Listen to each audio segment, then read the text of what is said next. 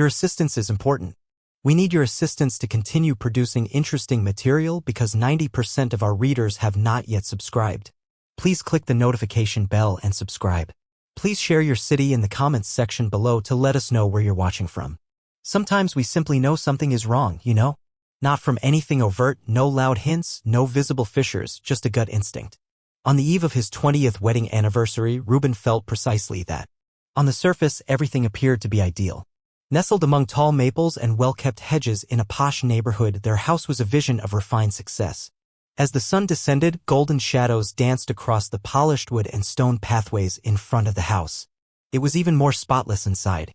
The open living area was illuminated by warm lighting that cast a golden glow. The floors were hardwood and shone like mirrors. Despite being unlit, the fireplace was a proud focal point, surrounded by pieces of art that William had chosen over the years. Elegant, pricey, and abstract. Ruben had worked tirelessly. The dining table looked like it belonged in an intoxicated end catalog. Antique silverware, crystal glasses, and white linen. A teardrop-shaped vase held a centerpiece of deep red roses. The smells of Cabernet Sauvignon and grilled steak blended with the soft flicker of vanilla-scented candles. He tried to smile as he stood back and absorbed everything. He had meticulously planned it. He had even located the old box of home recordings, those wobbly, grainy VHS tapes that held memories that had been stored for a long time. Intimate, sentimental, and saying, "I remember everything," was what he wanted to surprise William with. Nevertheless, a weird fear surged in his chest beneath the surface, as if his subconscious knew something his head wasn't prepared to acknowledge. His hands trembled a little as he opened the box and entered the den. The tape with the label Wedding 2003 was lying on top of it. Sliding the cassette into the old player he had spent 2 days repairing, he gave a half-hearted smile. With a gentle hum, the screen came to life. Before the past came in all its sepia-tinted splendor, the familiar fuzz of ancient video danced for a moment. Young and gorgeous, shimmering in white lace, he saw his William, laughing while someone adjusted her veil, then turning to face the camera and grinning as if she could see straight through it and into his soul. Joseph came their vows. The audience applauded. There was confetti flying. As the camcorder moved from visitor to guest, the blurry video shook. Leaning back, Ruben allowed everything to pass over him. He took a sip of his wine. For an instant, the sensation in his stomach subsided. Perhaps it was nerves. After all, 20 years is a long time. Lenny then. The camera panned throughout the reception area as it tilted. William was back in the background, almost out of sight. Not with Ruben, but this time. She was standing next to a column. Although the lighting was low, it was still visible through the lens. A tall, slender waiter wearing a black vest and white shirt, perhaps 19 or 20 years old. And William smiling with her hands on his chest. Joseph, bending closer and closer. Joseph, it occurred. She gave him a kiss. Not a mistake, not a pleasant peck on the cheek. A long, purposeful, passionate kiss. Ruben sat up so quickly that the wineglass he was holding fell to the ground and broke. In his ears, his pulse screamed. His jaw was slack as he gazed at the television, praying and hoping that it was all in his head. That he had been duped by the shadows. He wound again. Rewatched it. And once more. It became evident each time. Her grin. Her palms. That kiss. Suddenly, the space felt like a furnace. He ripped his jacket off. Take shallow breaths. Swirling thoughts. What was that? A liaison? An error? A moment when intoxicated? Ruben got to his feet and ripped the box open once more. Tapes fell on the ground. Maui for a honeymoon. Christmas of 2007. 2011 ski vacation. Recital of the daughter's dance. He pushed them into the player one after the other. Time travel. Scanning. Hoping for a pattern of some sort. Or perhaps wishing it had only happened once. The remaining tapes, however, were typical. Typical family times. Laughter. Birthdays. Journeys. Not a shred of suspicion. Not even a peek to the side. Nevertheless, the harm was done. Ruben sat in the flickering screen's glow. His heart shattered beneath his feet like a piece of glass. Joseph, he recalled the present. He made his way to the kitchen where the wine was sitting next to a tiny velvet box. Within it, a fob for keys. Not just any key. This one belonged to a silver and sleek Mercedes-Benz SL convertible that was specially ordered months ago. The type of item you purchase for a person you have faith in. Someone you care about. It felt like a terrible joke now. The front door snapped open before he could even make up his mind what to do next. Beautifully adorned in a black silk dress, William came in. She dropped her purse onto the console, her heels making a faint echoing sound against the marble floor. She stopped to observe the spectacle. By candlelight, the tasteful table, the aroma of roses and wine. Wow, she remarked in a quiet, fake surprisal tone. This year, you truly went all out. Reuben mustered a smile. It's just our 20th, he remarked. William approached, looking around the table. She turned to him and smirked teasingly as she ran a manicured finger up the stem of the wineglass. Slowly, she said, 20 years. Doesn't it feel like forever?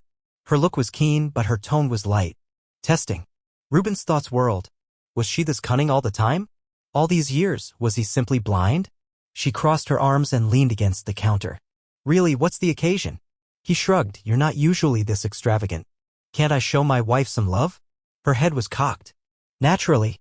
It's simply unusual? Joseph, she added, mockingly lighthearted after a beat. Is there not going to be a surprise announcement of some sort?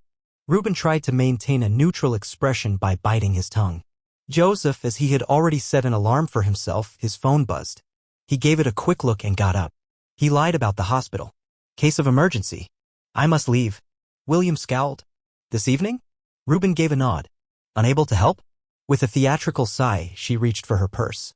Well, open your gift before you dash out to rescue lives. His hands were strangely steady as he took the tiny box from her. There was a watch inside.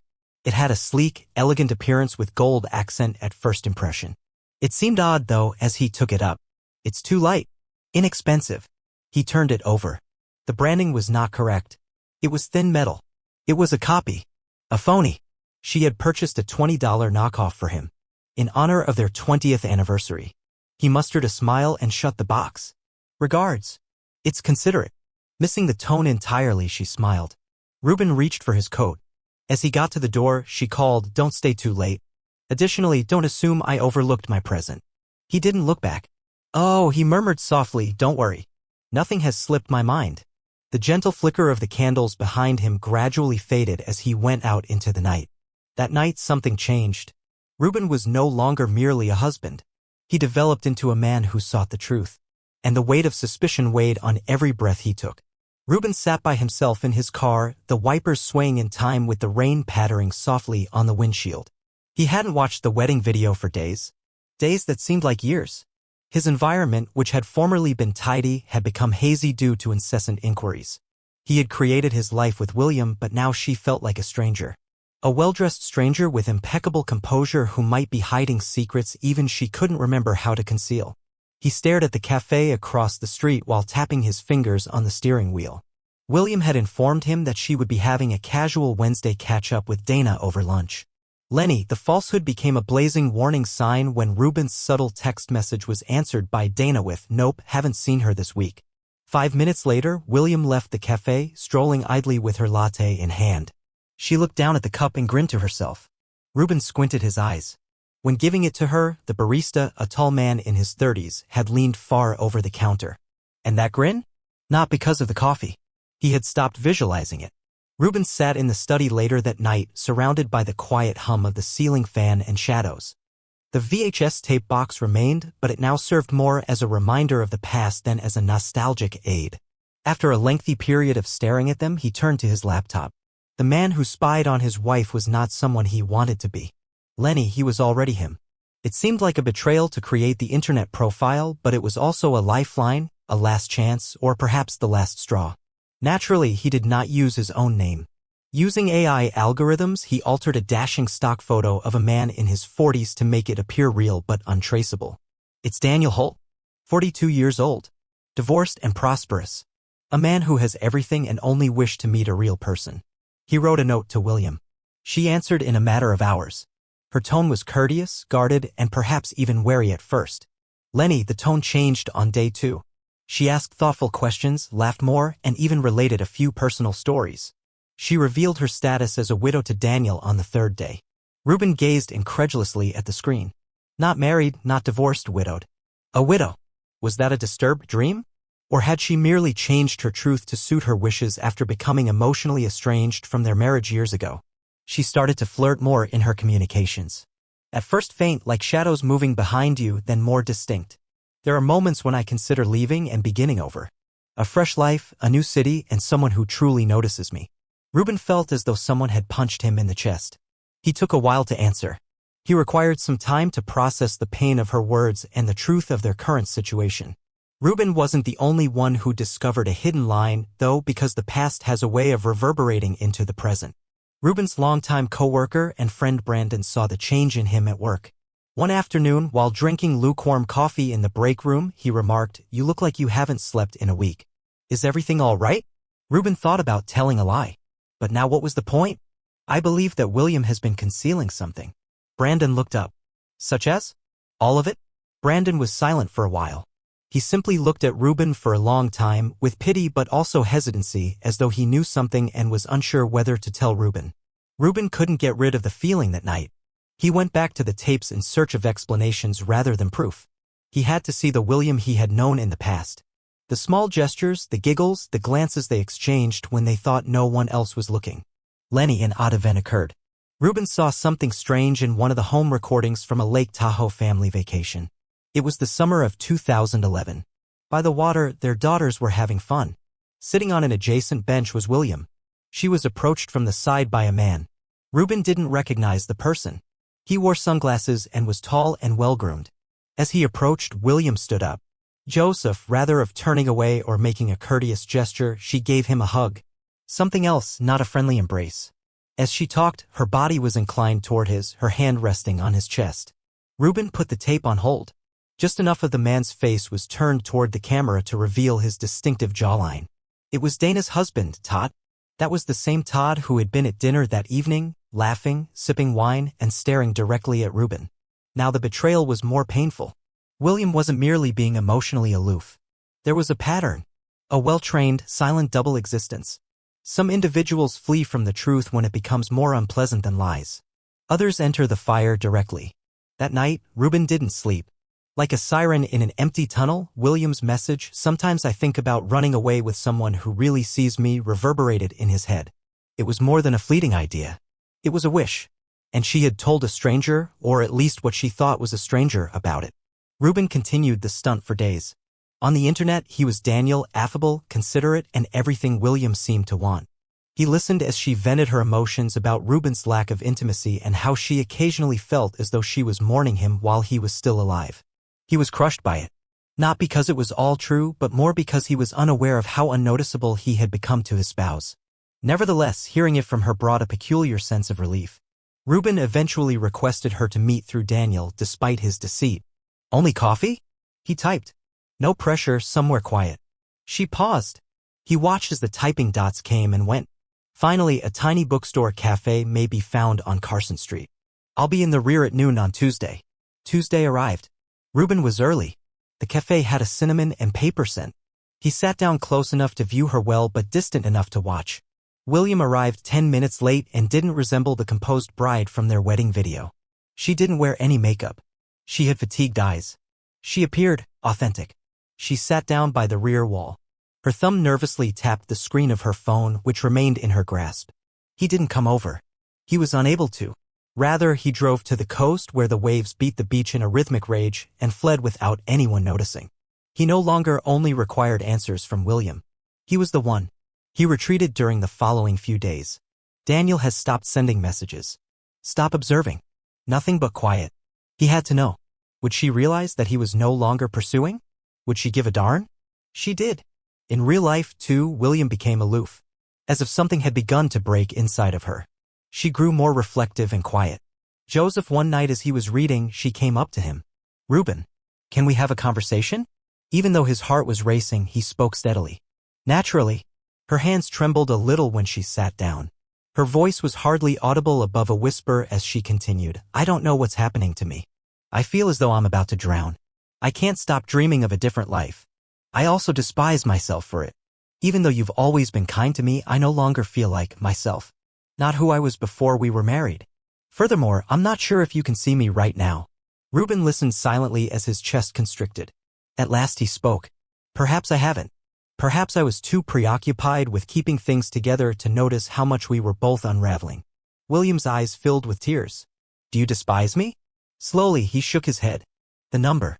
Lenny, I believe we have lost the ability to be truthful with one another. We seem to have forgotten how to look at one another. There was a long pause. Joseph, she made a statement that caught him off guard. I've been conversing with someone on the internet. I believe I was using him as an escape route even if it was first innocuous. I have no idea who he was in real life. Reuben inhaled deeply. I understand, he answered softly. I was him. William stopped. What? He said. I made the account. No, I had to. I had to realize what we had lost. I apologize as well. Stunned, William gazed at him. Tears began to trickle down her cheeks. There was silence again in the room. Not irate or rude. They were simply overwhelmed by all the words they had never spoken out loud. They didn't fight that night. They didn't shout. Holding the truth like something fresh and delicate, they simply sat together in the silence. Days went by. Their conversation increased. They were more concerned with what they desired from the present than with the past. Together, they decided to look for assistance. It was possible to rebuild it brick by brick, not because everything was damaged. They returned the VHS tapes to their box. Reuben was no longer troubled by the wedding video, but it was not forgotten. There was a moment. Yes, it's beautiful, but it's just one part of a bigger story that's still being told. The narrator whispers that certain truths hurt. Lenny, silence poses a greater threat than our fears. Speaking up is sometimes the most courageous thing we can do. Not every story has a conclusion. Acceptance is the end of some.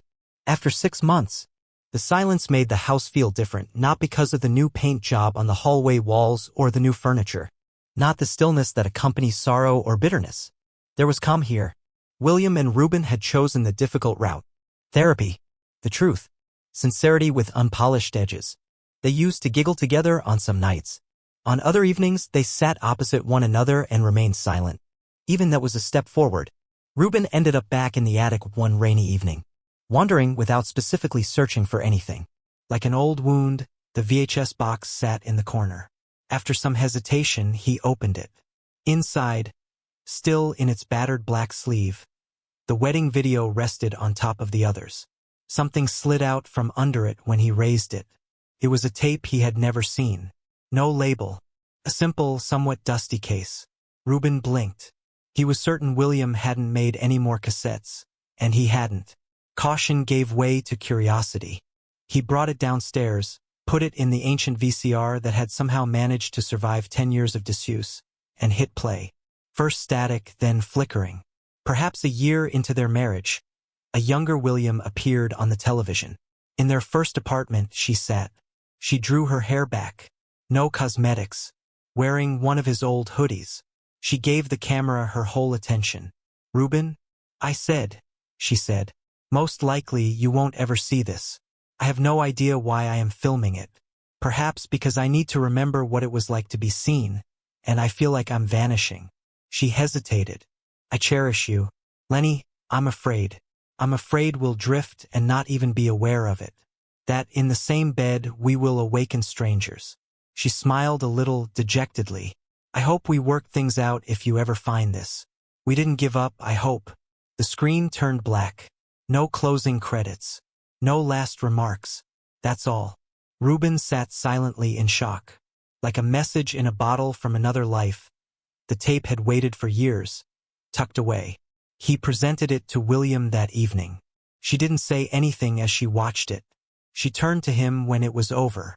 She said, I don't remember making that. He gave a small smile. Perhaps you weren't meant to. Perhaps it was intended for this iteration of us. They did not weep. They avoided going back in time. They simply held one another. In recognition, not desperation. When it could have been simpler to leave, two people had opted to stay. Time passed. They didn't get flawless. Lenny, they appeared. There were days when everyone laughed and danced awkwardly in the kitchen.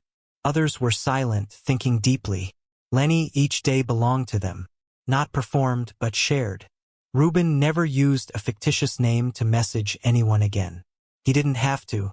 Furthermore, William never mentioned Daniel again. Because secrets were no longer necessary for them. In the end, they honored their wedding video by digitizing it rather than holding onto the past. They smiled softly as they watched it one evening. Younger, wide-eyed, and full of promises they weren't yet sure how to fulfill. There they were. And now they were once more. Real but not flawless. Not all stories have a happy ending. Gently, the narrator says, They conclude with a silent resolve to continue. Together,